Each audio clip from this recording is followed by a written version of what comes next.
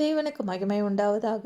இந்த வாக்கியம் இதற்கு முன்பாகவும் வாசிக்கப்பட்டிருக்கிறது என்று நான் நம்புகிறேன். மத்தேயு 25ஆம் அதிகாரம் 31 முதல் 41 வரை.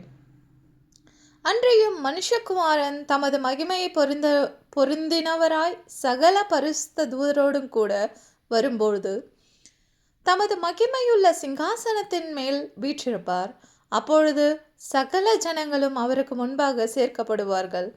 மெய்ப்பனானவன் செம்மறியாட்டு கடாக்களையும் வெள்ளாட்டுகளையும் வெவ்வேறாக பிரிப்பது போல அவர்களை அவர் பிரித்து செம்மறியாட்டுகளை தமது வலது பக்கத்திலும் வெள்ளாடுகளை தமது இடது பக்கத்திலும் நிறுத்துவார்.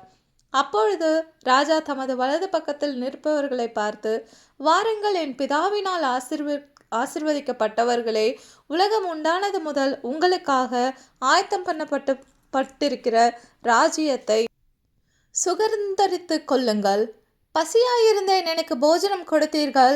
தாகமாயிருந்தேன், என் தாகத்தை தீர்த்தீர்கள். அந்நியனாயிருந்தேன், என்னை சேர்த்து கொண்டீர்கள். வஸ்திரமில்லாதிருந்தேன், எனக்கு வஸ்திரம் கொடுத்தீர்கள். வியாதியாயிருந்தேன், என்னை விசாரிக்க வந்தீர்கள்.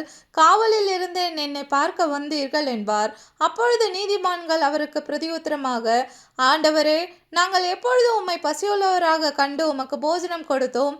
எப்பொழுது உம்மை தாகமுள்ளவராக கண்டு உம்முடைய தாகத்தை தீர்த்தோம்?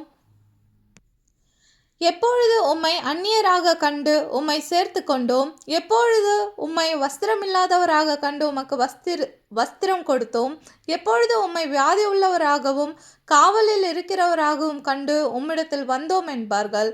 அதற்கு ராஜா பிரதியுத்தரமாக, மிகவும் சிறியவனாகிய என் சகோதரராக இவர்களில் ஒருவருக்கு நீங்கள் எதை செய்தீர்களோ அதை எனக்கே செய்தீர்கள் என்று மெய்யாகவே உங்களுக்கு சொல்கிறேன்.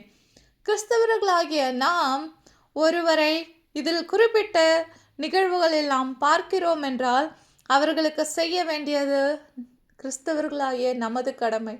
உலகத்தார் செய்கிறார்களோ இல்லையோ, கிறிஸ்தவர்களுக்கு கடமைகள் உண்டு.